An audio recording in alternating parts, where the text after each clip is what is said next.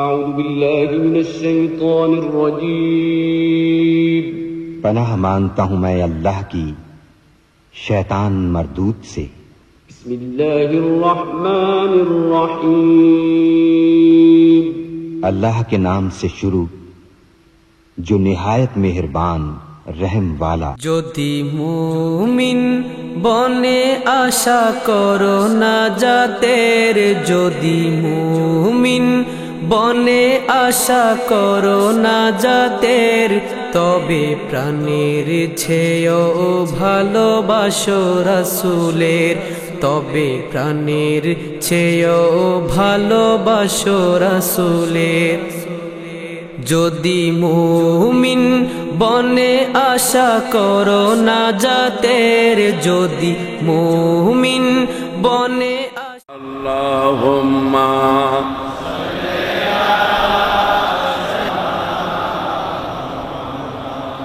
وعلى آل سيدنا صل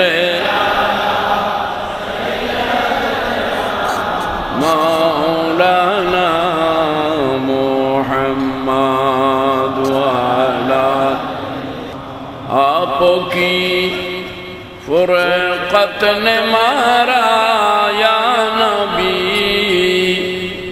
دل ہوا غموں سے دوبارہ یا نبی۔ اللہم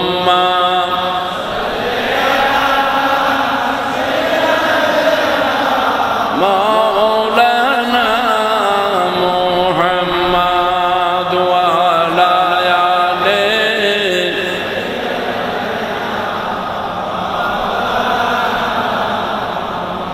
چینو آتا ہے میرے دل کو تمام، نام لیتے ہی تمہارا یا نبی۔ اللہم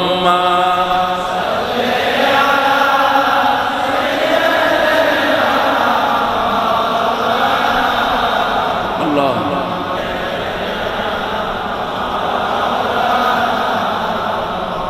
طالب دیدار ہوں دکھلائیے، روئے نورانی خدا را یا نبی۔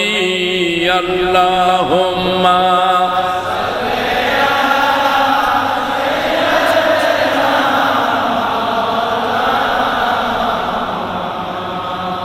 وعلى آله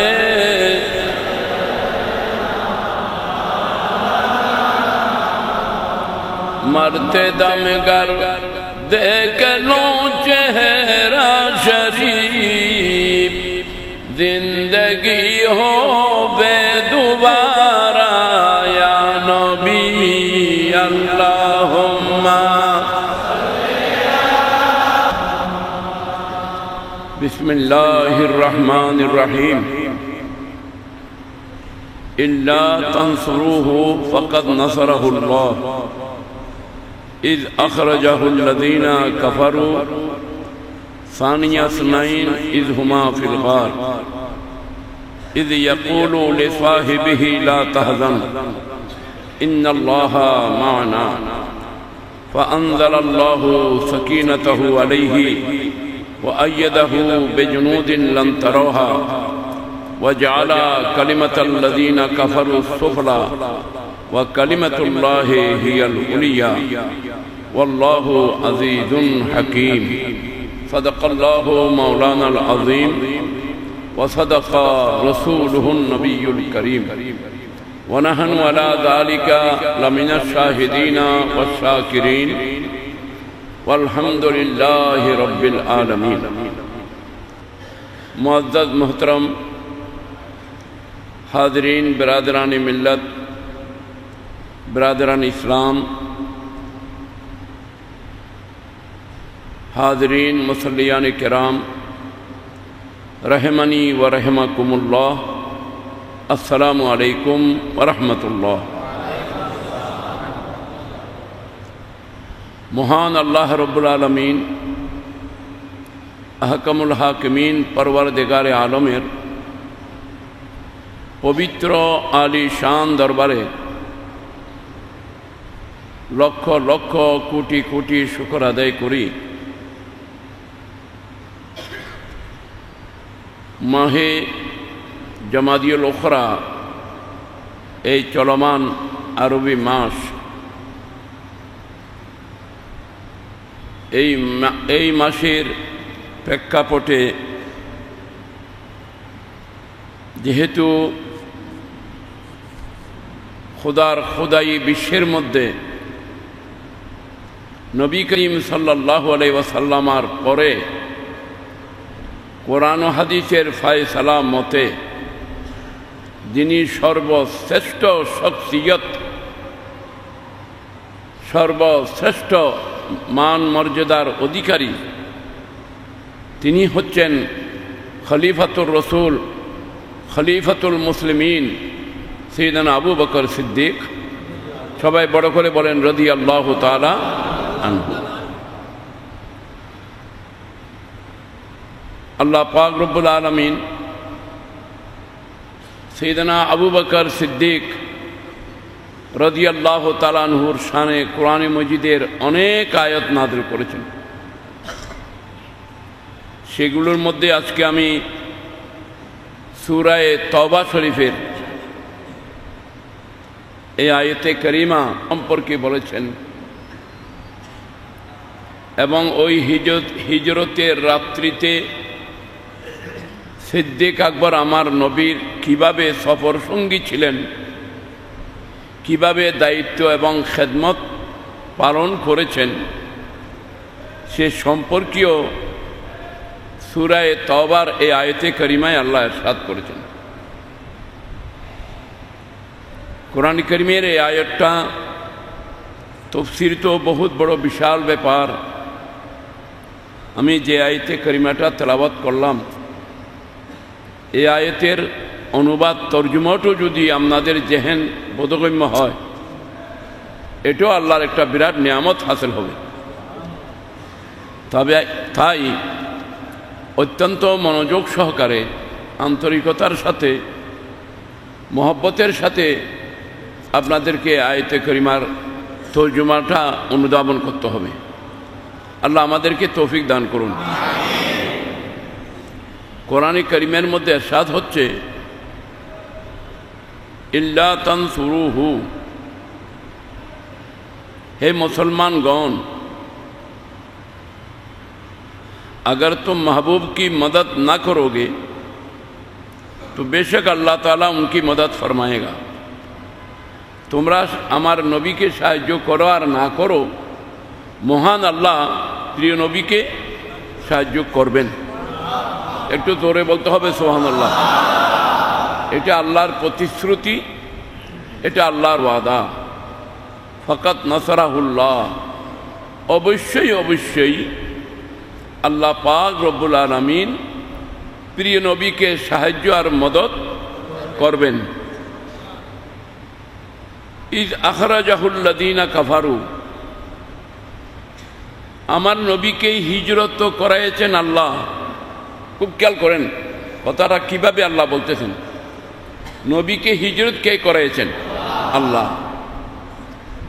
কিন্তু আল্লাহর এই আদেশ আর হুকুমের পিছনে একটা কারণ রয়েছে, রিজন রয়েছে। সেই কারণ আর রিজন, সেই সবব হলো কুফারে মক্কা, মুশরিকিন আরব, কুরাইশের কাফেররা আমার প্যারা নবীকে হিজরত করার জন্য এমন একটি প্ল্যান প্রোগ্রাম করেছিল।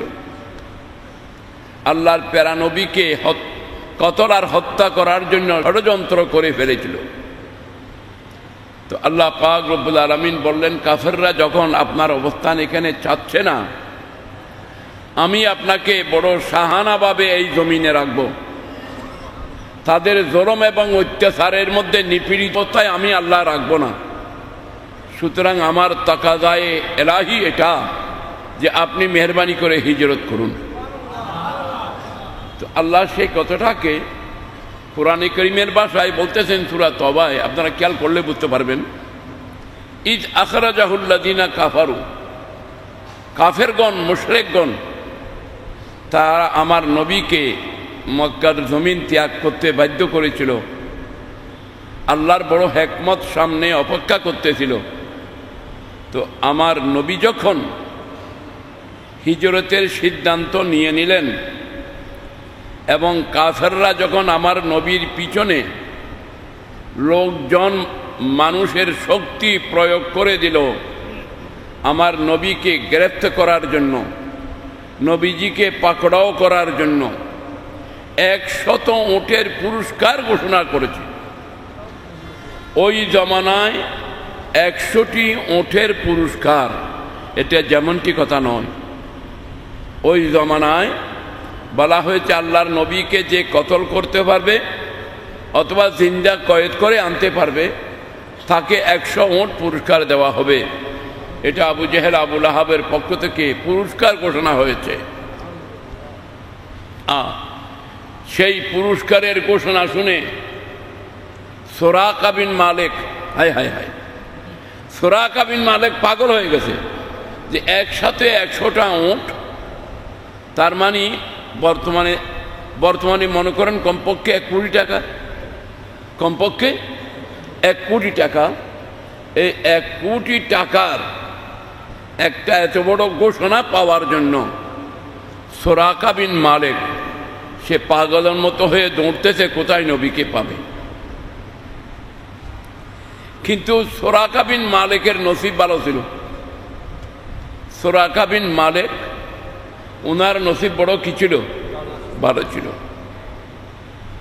যখন আমার প্যারা নবীকে গ্রেফতার করার জন্য সুরাকার সামনের দিকে আসলো, খুব খেয়াল করেন, আল্লাহ পাক রব্বুল আলামিন বললেন, আয় আমার মাহবুব নবী, আপনি জমিনকে হুকুম করুন, আমি জমিনকে আপনার হুকুমের তাবেদার বানিয়ে দিয়েছি। আল্লাহ বলতেছেন, আমি জমিনকে আপনার হুকুমের তাবেদার বানিয়ে দিয়েছি। আপনি যা বলবেন জমিন হুকুম মানতে বাধ্য। আমার নবীজি বললেন, খুজি হে ইয়া আরদো, হে জমিন, সুরাকা বিন মালিক এবং তার ঘোড়া সহ তুমি গ্রাস করো। সাথে সাথে ঘোড়া এবং সুরাকা দুজন হাঁটু পর্যন্ত মাটির ভিতরে গেড়ে গেল। আল্লাহু আকবার। জমিন আমার নবীর হুকুম মানে কিনা বলেন? জমিন নবীর হুকুম মানে, আসমান নবীর হুকুম মানে, আরশ কুরসি নবীর হুকুম মানে, চন্দ্র সূর্য নবীর হুকুম মানে, হরিণ এবং উট নবীর হুকুম মানে, বাঘ ভল্লুক নবীর হুকুম মানে। কিন্তু দুর্ভাগ্য, বদকিসমত, আমরা নবীর উম্মত হয়ে মুসলমান দাবি করে আমরা নবীর হুকুম যেভাবে মানার দরকার সেভাবে আমরা মানি না। আল্লাহ আমাদেরকে নবীর হুকুম পালন করার তৌফিক দান করুন। খুজি হে জমিন, ইসকো পকড়ো। জমিন তুমি সুরাকা বিন মালিককে গ্রেফতার করো। হুকুম দেওয়ার সাথে সাথে জমিনের ভিতরে গেড়ে গেল সুরাকা এবং উট। সকল সে ত্রাই ত্রাই করতেছে।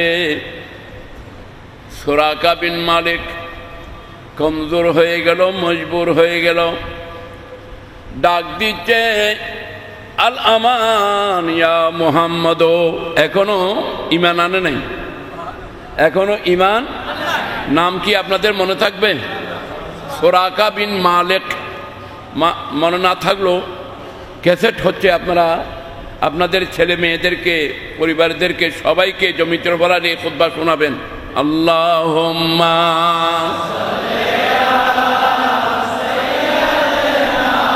মাওলানা মুহাম্মদ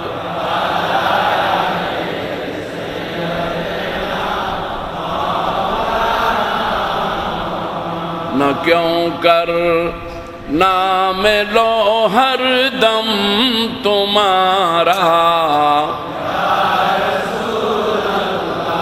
अरे हुई हल मुश्किल जिस दम पुकारा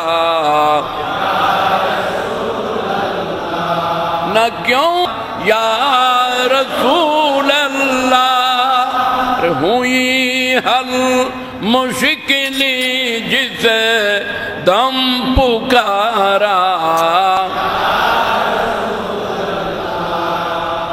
আলহামদুলিল্লাহ করে দোষে গেল, তখন বলতেছে আল আমানু ইয়া মুহাম্মদ, হে মুহাম্মদ সাল্লাল্লাহু আলাইহি সাল্লাম, আমি আপনাকে গ্রেফতার করতে এসেছিলাম 100 উটের লোভে আর মোহে। আমি ওয়াদা দিলাম আপনার দিকে আর হাত বাড়াবো না, আপনি আমাকে সাহায্য করুন, আপনি আমাকে মদত করুন। বোঝা গেল যখন ঠেকে যায় বেজে যায় কাফেরও আমার নবীর সাহায্য চায়। তারা গোলাম, তারা তো চাইবেই, আমরা তো নবীর গোলাম, আমরা তো নবীর মদত নবীর সাহায্য কামনা করব কিনা? কিন্তু যে এখনো নবীর হয় নাই সে বলতেছে আল আমান, হাদিস আল আমান, আমি আপনার আমান চাই, আমি আপনার সাহায্য চাই। তো যারা সাহায্য চায় পাই কিনা? নবী বললেন ঠিক আছে। সে যখন সারেন্ডার করেছে, ইয়া আরদো এতলাকি, এটা হাদিস শরীফ, ইয়া আরদো এতলাকি, ইসকো ছোড় দো, হে জমিন এটাকে ছেড়ে দাও। ফৌরান ছেড়ে দিল। বললেন যাও। বললেন সুরাকা, এত বেশি তাড়াতাড়ি কেন করতেছে? এটা কিন্তু বড় মার্কেবল কথা, এটা আপনারা গ্রহণ করবেন, রিসিভ করবেন কথাটা। সুরাকা, এত তাড়াতাড়ি কেন করতেছ? ওই দিনের অপেক্ষা করো না, যেই দিন আমার উম্মত ইরান জয় করবে। কি করবে?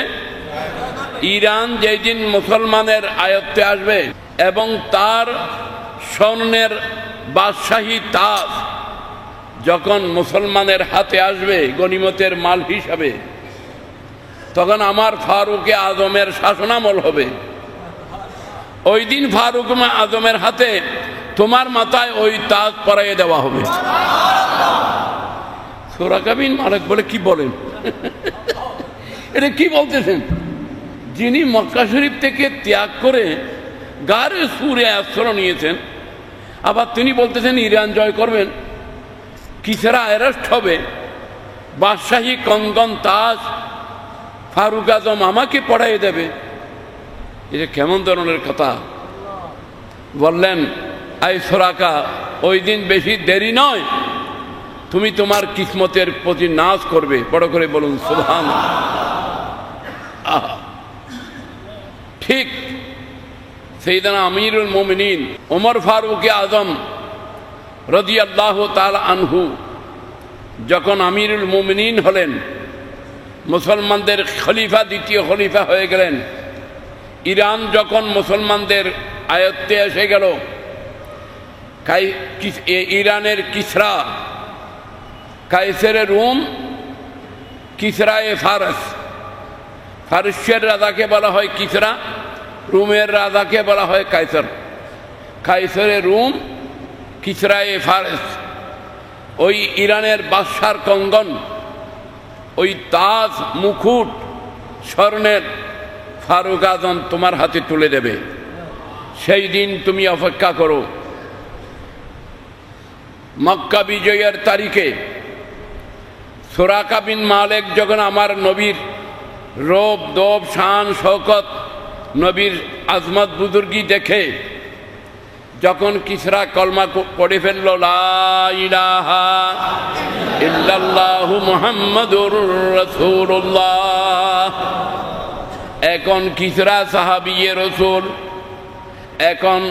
এখন সুরাকা বিন মালিক নবী করিমের সাহাবি।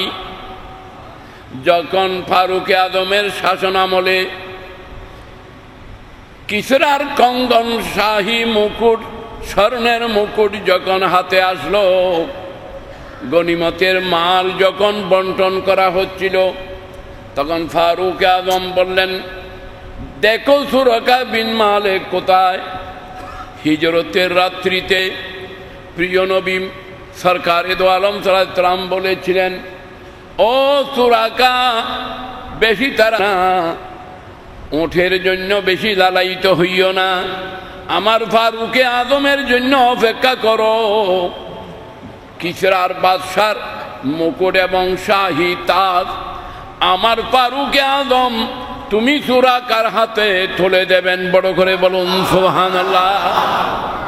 ঠিক ফারুকে আজম রাদিয়াল্লাহু তাআলা আনহু ডাক দিল, সুরাকা বিন মালিক কোথায় আসো, আমি নবীর ওয়াদা পূরণ করব। কিসরার মুকুট, শাহী স্বর্ণের মুকুট আমি তোমার হাতে উঠাইয়ে দিলাম। বড় করে বলুন সুবহানাল্লাহ। আল্লাহ পাক জাল্লা মজদুহু রব্বুল আলামিন পরওয়ারদিগার আলম ইরশাদ করেন, সানিয়াস নাইন, দুইয়ের মধ্যে যিনি দ্বিতীয়, একজন আমার নবী আর একজন সিদ্দিক আকবর। বড় করে বলুন সুবহানাল্লাহ। একজন পেয়ারা নবী সাল্লাল্লাহু আলাইহি সাল্লাম, আরেকজনকে সিদ্দিকে আকবর। দুইজন সানিয়াস নাইন, দো মে দোসরা, দুইজনের মধ্যে দ্বিতীয়, একজন আমার নবী আর একজন সাইয়েদনা আবু বকর সিদ্দিক রাদিয়াল্লাহু তাআলা আনহু। ইদ হুমা ফিল গার, যখন উভয়জন দোনোজন যখন গারে সুরে ছিলেন। কোথায় ছিলেন? একটু সাহায্য করেন। কোথায় ছিলেন? গারে সুরে। ইদ হুমা ফিল গার, সিদ্দিক আকবর রাদিয়াল্লাহু তাআলা আনহুকে হিজরতের রাত্রিতে আমার নবী ঘরের সামনে গিয়ে দরজায় দস্তক দিয়ে বললেন সিদ্দিক। ডাক দেওয়ার সাথে সাথে সিদ্দিক আকবর দরওয়াজা খুলে দিলেন। সিদ্দিক আকবর দরওয়াজা খুলে দিলেন, বললেন, আবু বকর সিদ্দিক তুমি কি ঘুমাও নাই? ইয়া রাসূলুল্লাহ, আজ থেকে 1 মাস পূর্বে আপনি আমাকে বলেছিলেন, আবু বকর সিদ্দিক স্মরণ রাখিও, হিজরতের রাত্রিতে আমি নবী তোমাকে ডেকে নেব। হুজুর, আপনি আমাকে তারিখ বলেন নাই, সময় বলেন নাই। আজ পূর্ণ 1 মাস, এই 1 মাসের মধ্যে 1 রাতের জন্য 1 মিনিটের জন্য আমি নবী বিছানে যাই নাই এবং আমার চোখের মধ্যে ঘুম আনি। আপনি কখন আসবেন, কখন দেবেন, ফওরান আপনাকে আমি দরওয়াজা এই ইন্তজারে আছি। আবু বকর সিদ্দিক চলো, বললেন, ইয়া রাসূলুল্লাহ, আপনি আমার কাঁধের উপরে ওঠেন। রসুল করিম সাল্লাল্লাহু আলাইহি সাল্লাম সিদ্দিক আকবরকে নিয়ে গারে সুরে চলে গেলেন। মক্কা খানায় কাবা শরীফের পাশেই সিদ্দিক আকবরের ঘর। ওখান থেকে সিদ্দিক আকবরকে নিয়ে রসুল করিম সাল্লাল্লাহু আলাইহি সাল্লাম এই গভীর রাত্রে রওনা হয়ে গেলেন। গারে সুর, আপনারা যারা গেছেন দেখছেন 11 মাইল, 10-11 মাইলের কম হবে না। উচ্চতা 10-11 মাইলের কম হবে না। ওই 11 মাইল উঁচু পাহাড়ের মধ্যে আমার নবীকে কাঁধে নিয়ে সিদ্দিক আকবর উঠেছেন। এমন খেদমত দুনিয়ার মধ্যে আর কেউ করতে পারবে? অসম্ভব, কারো পক্ষে আর সম্ভব না। এটা সম্ভব হয়েছে সিদ্দিক আকবরের জন্য। বড় করে বলুন সুবহানাল্লাহ। এই খেদমত করলেন ইদ হুমা ফিল গার। রসুল করিম সাল্লাল্লাহু আলাইহি ওয়াসাল্লাম তো ইতমিনান আছেন, আল্লাহর নবীর কোনো পেরেশানি ছিল না। আল্লাহর নবীর কাছে, আল্লাহর নবীকে তো আল্লাহ সব কিছু অভিহিত করে দিয়েছেন। নবী তো সব কিছু অবগত আছেন, কি হবে না হবে, আনার মতো সব কিছু সামনে আছে। কিন্তু পেরেশান ছিলেন সিদ্দিক আকবর। ইয়া রাসূলুল্লাহ, এরা যদি গর্তের কিনারায় এসে যায় আর তাদের পায়ের দিকে যদি নজর করে, তোরে গর্তের উপরে আপনাকে আমাকে দেখবে, তারা আমাদেরকে টর্চারিং করবে, বিপদগামী করবে, কষ্ট দেবে। রসুল করিম সাল্লাল্লাহু আলাইহি ওয়াসাল্লাম বললেন, ইয ইয়াকুলু লিসাহিবিহি, আল্লাহ সাইয়েদনা আবু বকর সিদ্দিককে কোরআনে কারীমের সনদ দিচ্ছেন বিশ্ব মানবতার সামনে। ভাইয়েরা আমার একটু লক্ষ্য করুন, বিশ্ব মানবতার সামনে আল্লাহ এই সনদ দান করতেছেন। ইয ইয়াকুলু লিসাহিবিহি, যখন রসুল করিম সাল্লাল্লাহু আলাইহি ওয়াসাল্লাম নিজের সাহাবী লিসাহিবিহি, সাহাবী শর্দ সিদ্দিক আকবরকে কোরআনে কারীমের দ্বারায় প্রমাণ করেছেন। আল্লাহ কোরআনে কারীমের মাধ্যমে সাইয়েদনা আবু বকর সিদ্দিককে আল্লাহ সাহাবী রসুল ঘোষণা দিচ্ছেন। কি ঘোষণা দিচ্ছেন? সাহাবী রাসূল লে সাহিবিহি লা তাহজান, হে আবু বকর সিদ্দিক তুমি কোনো পেরেশান হইও না, ঘাম না করনা, দুঃখিত হইও না, পেরেশান হইও না, কারণ ইন্নাল্লাহা মানা, আল্লাহ আমারও সাথে, তুমি আবু বকর সিদ্দিকেরও সাথে আল্লাহ আছেন। এখানে একটি কথা না বললে হয় না, না হলে ক্লিয়ার হবে না কোরআন কারীমের তরজমা। দেখেন, ফেরাউন বনি ইসরাইলদেরকে নিয়ে যখন সামনের দিকে যাচ্ছিলেন, সামনে চলে আসলো বাহারে কলজুম, কলজুম সাগর, সামনে সাগর কলজুম, কলজুম বাহারে কলজুম, পিছনে হলো ফেরাউনের লাখ লাখ সৈন্য। বনি ইসরাইলের পিছনে ফেরাউনের বাহিনী, ফেরাউনের বাহিনী, সামনে বাহারে কলজুম। সামনে যাওয়ার রাস্তাও নাই, পিছনে যাওয়ার রাস্তা নাই, না না যায় রপ্তন, না পায়ে মানদন, ফার্সির একটা কথা, থাকার জায়গাও নাই, ফালাইবার জায়গাও নেই। এখন উভয় সংকট, না যায় রপ্তন, না পায়ে মানদন, কি করব, কোনো উপায় নাই। সামনে বাহারে কলজুম, পিছনে ফেরাউনের বাহিনী। তখন মুসা কালিমুল্লাহ বলেছিলেন, হে আমার বনি ইসরাইলের উম্মতগণ, তোমরা দুঃখিত হইও না, পেরেশান হইও না, ইন্না মাই রব্বি সায়াহদিন, আমি মুসা আলাইহিস সালামের সাথে আল্লাহ আছেন। ইন্না মাই রব্বি, ইন্না মাই রব্বি সায়াহদিন, আমার প্রভু আমাকে মেহেরবানি করবেন, তোমাদের একটা সাহারা হয়ে যাবে, তোমরা কোনো দুঃখিত হইও না। ওখানে মাইয়াত, মাইয়াত আল্লাহ থাকা সাথে, এটার গ্যারান্টি ছিল শুধু মুসা কালিমুল্লাহ আলাইহিস সালামের সাথে। এটা বড় লক্ষণীয় কথা, শুধু গ্যারান্টি ছিল মুসা কালিমুল্লাহর সাথে। ইন্নাল্লাহা মা'ানা, আল্লাহ আমাদের সাথে, আমার সাথে আছেন। কিন্তু গারে সুরে হিজরতের রাত্রিতে আমার প্রিয় নবীজি বলতেছেন, ও আবু বকর সিদ্দিক, আল্লাহ আমার সাথে যেভাবে আছেন, আমি নবী বলতেছি তুমি আবু বকর সিদ্দিকের সাথেও আল্লাহ আছেন। ইন্নাল্লাহা মা'ানা, हम दोनों के साथ अल्लाह है, আমাদের সাথে আল্লাহ আছেন, আমাদের সাথে আল্লাহ আছেন। এরপরে ফাআনজালাল্লাহু সাকিনাতাহু, আল্লাহ পাক রব্বুল আলামিন আল্লাহর সাকিনা, আল্লাহর মদদ, আল্লাহর সাহায্য নাযিল করলেন। ওয়া আয়াত, এবং আল্লাহর কুদরতের সৈন্য দিয়ে আল্লাহ সাহায্য করলেন। এখন আল্লাহ সকিনা নাযিল করলেন আমার নবীর উপরে, সকিনা নাযিল করলেন সিদ্দিক আকবরের উপরে। সকিনা মানে ইতমিনান, মানুষ ইতমিনান হয়ে যাওয়া, সুকুন, ইতমিনান। এবং আল্লাহ সাহায্য করলেন। আল্লাহ যখন বান্দাকে সাহায্য করেন,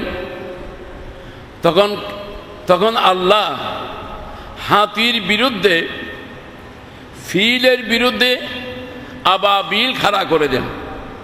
আলাম তারা কাইফা ফাআলা রব্বুকা বিআসহাবিল, আলাম তারা কাইফা ফাআলা রব্বুকা বিআসহাবিল ফিল।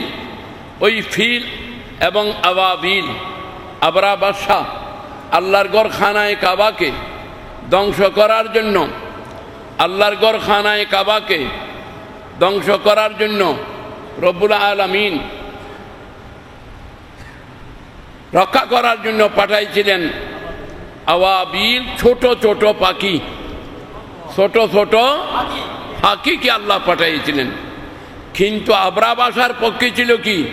হাতি। বড় করে বলেন না, কি ছিল? ওখানে ছিল হাতি, আর এখানে ছিল ফাঁকি। শত্রুর পক্ষে ছিল হাতি, পক্ষে ছিল কি? হাতি। আর আল্লাহর পক্ষে, খানায় কাবার পক্ষে ছিল ফাঁকি। খানায় কাবার পক্ষে কি ছিল? ফাঁকি ছিল। ইয়া রব্বে বিল মুস্তাফা واغفر لنا ما مضى يا واسع الكرم اللهم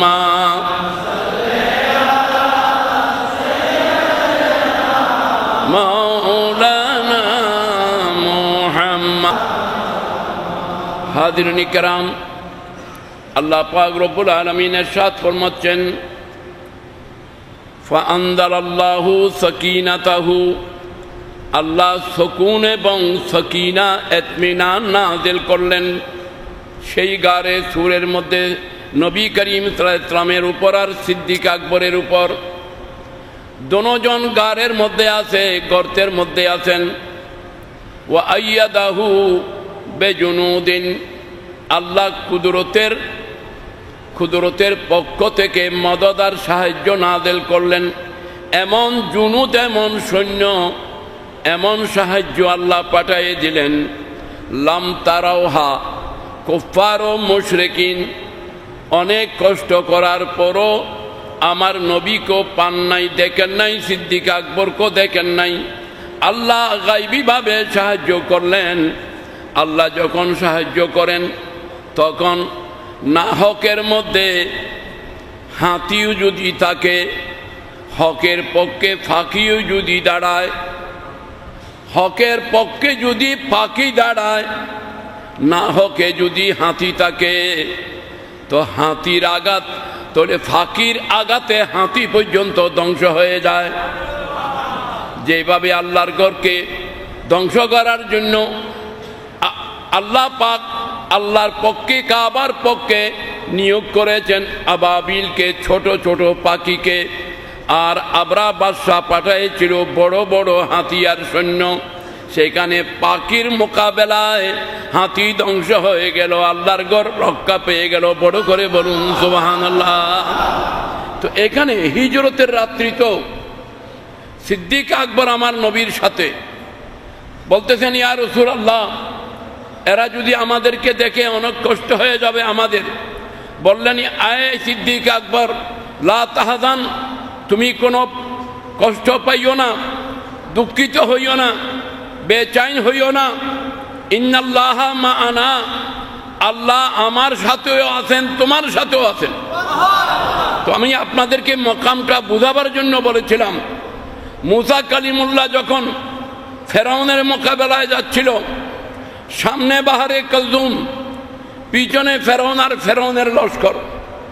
বললেন মুসা আলাইহিস সালামের সৈন্যরা বলতেছিলেন এ আল্লাহর পয়গম্বর এখন আমাদের কি অবস্থা হবে সামনে সাগর পানি পিছনে দুশমনের বাহিনী আমরা যাবে কোন দিকে বললেন ইন্না রাব্বি মাই সাইয়াহদিন হে বনি ইসরাইল তোমরা দুঃখিত হইও না আমার সাথে আল্লাহ আছেন একটা সূরা তোমাদের জন্য হয়ে যাবে কলিমুল্লাহ বলেছেন আমার সাথে আছে আর হাবিবুল্লাহ নবী পাক বলতেছেন আবু বকর সিদ্দিক এই গারে সূরে হিজরতের রাত্রিতে এই গর্তের মধ্যে আমি নবীর সাথেও আল্লাহ আছেন তুমি আবু বকর সিদ্দিকের সাথেও আল্লাহ আছেন আল্লাহু আকবার বলুন হায় হায় হায় কিভাবে খেদমত করেছেন সিদ্দিক আকবর রাদিয়াল্লাহু তাআলা আনহু আমার প্যারা নবীর সাথে আল্লাহ বলতেছেন সানি S9 এটা কোরআনের ভাষা সূরা তওবা দো মে কা দোসরা দুইজনের মধ্যে দ্বিতীয় একজন আমার নবী তো কনফার্ম আরেকজন সাইয়েদনা আবু বকর সিদ্দিক তৃতীয় তো সেখানে আর কেউ নাই তো আল্লাহ কোরআনে কারিমে ঘোষণা দিলেন আমার খোদাই জগতের মধ্যে আমার নবীর পরে যার স্থান তিনি সাইয়েদনা আবু বকর সিদ্দিক প্যারা নবীর পরে আর কোনো কারো স্থান নাই সেই স্থান হলো সাইয়েদনা আবু বকর সিদ্দিক রাদিয়াল্লাহু তাআলা আনহু এবং কোরআনে কারিমের মধ্যে নবীর সাহাবী বলে আল্লাহর ডাইরেক্ট সনদ প্রদান করেছেন ইয ইয়াকুলু লিসাহিবিহি যখন তার সাহাবী আবু বকর সিদ্দিককে তাহলে সাহাবী বলে কোরআনে কারিমে যার নাম ঘোষণা দিলেন তিনি হচ্ছেন সাইয়েদনা আবু বকর সিদ্দিক বড় করে বলুন সুবহানাল্লাহ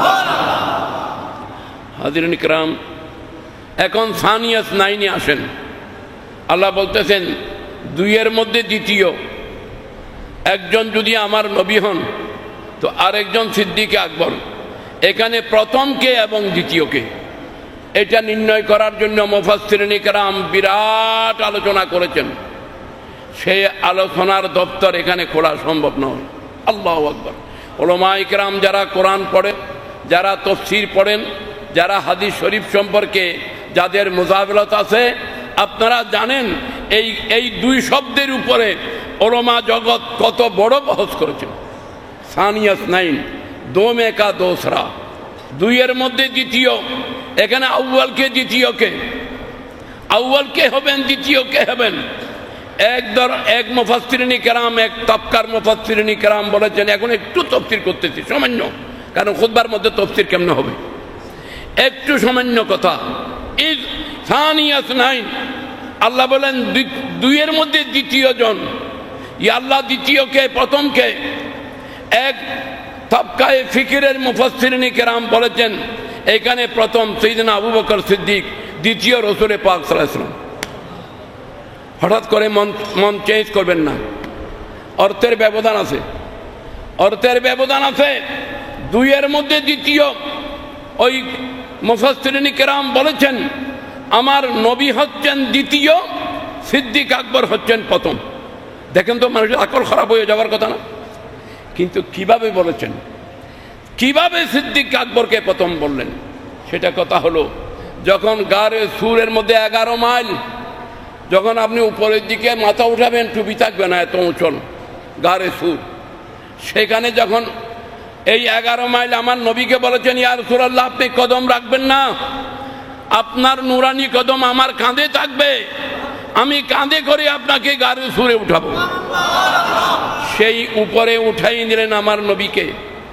সেখানে উঠানোর পর বললেন ইয়া রাসূলুল্লাহ গারের মধ্যে ঢুকতে হবে, প্রবেশ করতে হবে, এবং এই প্রবেশ করার ব্যাপারে আপনি কি আউয়াল হবেন না আমি সিদ্দিক আকবর আউয়াল হব?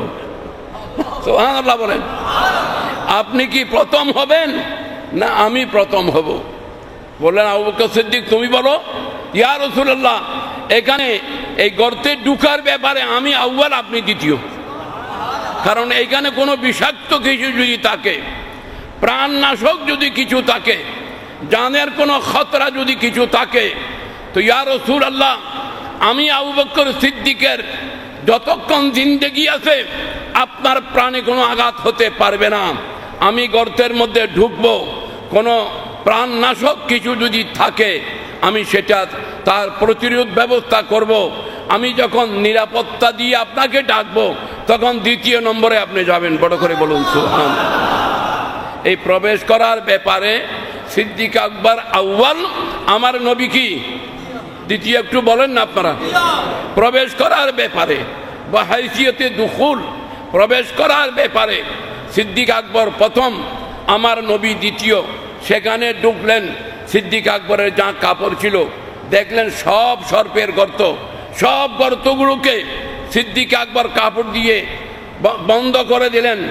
একটাকে বন্ধ করতে পারে নাই, কাপড় ছিল না, লজ্জাও রক্ষা করতে হবে। শেষ পর্যন্ত ওই একটা গর্তের জায়গায় নিজের পাও মোবারক দিয়ে রেখেছিলেন। বড় করে বলুন সুবহানাল্লাহ। নিজের পাও মোবারক দিয়ে রেখেছিলেন। সেখানে বহুদিনের ইন্তজারে ছিল সেই সর্ব আমি নবীর দিদার করব, এই কারণে দংশন করলো। সিদ্দিক আকবরের সারা শরীর ব্যথা বেদনায় দরদে পরিপূর্ণ হয়ে গেল। রসুল করিম সাল্লাল্লাহু আলাইহি ওয়াসাল্লামকে ডাকলেন, আসলেন, চোখের থেকে পানি পড়লো, আমার নবীর নুরানি জিসিমাত হারে পড়লো। আবু বকর সিদ্দিক তোমার খুব ব্যথা হয়েছে? ইয়া রাসূলুল্লাহ হ্যাঁ ব্যথা হয়েছে। সিদ্দিক আকবরের ওই ব্যতীত জায়গায় সর্প যেখানে দংশন করেছে, কেটেছে, সেখানে আমার নবীর জবান মুবারকের লোয়াবে দাহান, থুতু মুবারক সেখানে লাগাই দিলেন। কিতাবের মধ্যে আসতেছে আমার নবীজির থুতু মুবারক ওই জায়গার মধ্যে লাগাই দেওয়ার সাথে সাথে সাথে সাথে সিদ্দিক আকবরের বিষ পানি হয়ে গেল। সেই এফেক্ট এখনো আছে। ওষুধ খাইলে 3 দিন, 1 সপ্তাহ, 1 মাস, 3 মাস, 6 মাস থাকে, তারপরে কোনো ওষুধের অ্যাকশন থাকে না। কিন্তু আজ 1500 বছর অতিবাহিত হয়েছে, হিজরতের রাত ঘটনা, সেই রাতে নবীর থুতু মুবারক লাগানো হয়েছে। সেই এফেক্ট এখনো সিদ্দিক আকবরের কদমের মধ্যে, সেই বরকত এখনো আছে। এখনো কোনো ব্যক্তি যদি সিদ্দিকী খানদানের থাকে, সাইয়েদনা আবু বকর সিদ্দিকের রক্তের সম্পর্কের যদি কেউ থাকে, যার শরীরের মধ্যে সিদ্দিক আকবরের ব্লাডের সার্কুলেশন আছে, এমনি বরকতের জন্য কেউ যদি নাম রাখে, সেখানে কাজ এটা হবে না, সেখানে কাজ এটা হবে না। যদি সিদ্দিকী খুন যদি কারো রক্তের মধ্যে থাকে, আবু বকর সিদ্দিকের বংশধর, কোনো মানুষকে যদি সাপে কামড়ায়, শরীর যদি বিষাক্ত হয়ে যায়, আমি আপনাদেরকে কথা দিচ্ছি, আপনারা পরীক্ষা করে দেখবেন, অ্যাকচুয়াল যদি সিদ্দিকী খানদানের কোনো মানুষ পেয়ে যান, তার দোনোটা কদম হাঁটু পর্যন্ত দৌত করে ওই পানি পান করায় দেবেন, 10 থেকে 15 মিনিটের মধ্যে সর্ফের বিষ পানি হয়ে যাবে। এখনো পর্যন্ত সিদ্দিক আকবরের ওই পাওয়ার, আমার নবীর থুতু মুবারকের পাওয়ার এখনো বিদ্যমান এবং কিয়ামত পর্যন্ত থাকবে। সাইয়েদনা আবু বকর সিদ্দিক রাদিয়াল্লাহু তাআলা আনহু বললেন, ইয়া রাসূলুল্লাহ, আমি ভিতরে ঢুকলাম, আমি প্রথম, আপনি দ্বিতীয়। কিন্তু আমার রসুল বললেন সাল্লাল্লাহু আলাইহি ওয়াসাল্লাম, হে আবু বকর সিদ্দিক, হিজরতের রাত্রিতে গারে সুরে প্রবেশ করার ব্যাপারে তুমি প্রথম হয়েছ, আমি নবীকে তুমি দ্বিতীয়বারে প্রবেশ করার জন্য দিয়েছ। কিন্তু আখিরাতে যাওয়ার ব্যাপারে যেই গর্তে যেতে হয়, আখিরাতে যাওয়ার ব্যাপারে যেই, আমি নবী তোমার আগে যাব এবং ওই কবরের রাস্তা পরিষ্কার করে রাখবো। আজ তুমি পরিষ্কার করে আমাকে ডেকেছ, ওই দিন যখন তোমার ওফাত হবে, সেই দিন আমি নবী আগে গিয়ে তোমার কবরের রাস্তা ঠিক করে আমি তোমাকে ডাকবো। বড় করে বলেন সুবহানাল্লাহ। ঠিক তাই হয়েছে, ঠিক তাই হয়েছে। আহা, তেরে রাস্তে মে মর মিটনা শাহাদত इसको कहते हैं आदत मुसल्लम। এটা কিতাবি মশলা। অনেক উলামায়ে কেরাম আছেন, অনেক উলামায়ে কেরাম আপনারা আছেন, তালেব ইলমরা আছেন। সিদ্দিক আকবরকে কোনো কবরের ব্যবস্থা করবেন না। কেন হুজুর, আপনাকে দফন করবো না? হ্যাঁ, করবে। আমার এই লাশ মুবারক রসুলের পাকের কদমে পেশ করবে, রসুল করিম সাল্লাল্লাহু আলাইহি ওয়াসাল্লামের কদমে পেশ করবে। জিজ্ঞাসা করবেন, ইয়া রাসূলুল্লাহ, সিদ্দিক আকবর হিজরতের রাত্রিতে আপনার সাথী ছিলেন, কবরের মধ্যে আপনার সাথী হতে চান, যদি আপনি ইজাজত দেন, আপনার কবরের পাশে দফন করার জন্য বলেছেন। আর ইজাজত যদি না হয়, তাহলে জান্নাতুল বকি শরীফের মধ্যে দফন করতে বলেছেন। ইয়া রাসূলুল্লাহ, আমরা আপনার সিদ্দিককে আপনার সামনে আনলাম। রসুল করিম সাল্লাল্লাহু আলাইহি ওয়াসাল্লাম বলেছেন, এই আবু বকর সিদ্দিক, সিদ্দিক আকবরের দুটা লকব, একটা হলো সিদ্দিক আর একটা হলো আতিক। আতিক মানে যাকে জান্নাত থেকে মুক্তি দেওয়া হয়েছে। রসুলে পাক বলেছেন, জাহান্নাম থেকে মুক্তিপ্রাপ্ত কোনো জান্নাতি মানুষ যদি কেউ দেখতে চায়, ফালিয়ানজুর ইলা আবি বকর, আবু বকরকে দেখলে জান্নাতের একজন ব্যক্তি এবং জাহান্নাম থেকে মুক্তিপ্রাপ্ত একজন ব্যক্তির দিদার হয়ে যাবে যদি সিদ্দিক আকবরকে কেউ দেখে। এই কারণে সিদ্দিক আকবরের এক লকব হলো আতিক। সিদ্দিক আকবরের এক লকব কি? আতিক। আর রসুল করিম সাল্লাল্লাহু আলাইহি ওয়াসাল্লাম বলেছেন, যেই দিন আল্লাহর নবী মেরাজ শরীফ থেকে এসেছিলেন, কাফেররা বলেছিল, আবু বকর সিদ্দিক, তোমার রসুল বলতেছে আরশ আযমে গিয়েছেন। তো সিদ্দিক আকবর বলেছিলেন, লাকাদ সাদাকা রাসূলুল্লাহ, আমার প্যারা নবী সত্য বলেছেন, সুতরাং আমি সেটাকে সত্যায়িত করলাম। একথা বলার সাথে সাথে জিবরিল আমিনকে আল্লাহ বলেন, জিবরিল যাও, আজ থেকে আমি আবু বকরের নাম সিদ্দিক রেখে দিলাম। নবী করিম সাল্লাল্লাহু আলাইহি ওয়াসাল্লামের পক্ষ থেকে আতিক, আল্লাহর পক্ষ থেকে কি? সিদ্দিক।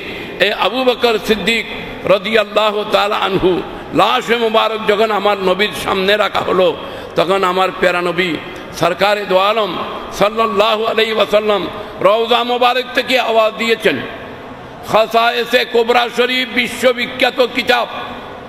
খাসায়েসে কোবরা শরীফের মধ্যে আল্লামা জালালউদ্দিন সৈয়দী রহমতুল্লাহ আলাইহি এই কল নকল করা হয়েছে যে আমার নবী বলেছেন, আউসালিল হাবিব ইলাল হাবিব, হে আমার সাহাবায়ে কেরাম, আমার বন্ধুকে বন্ধুর পাশে রাখো।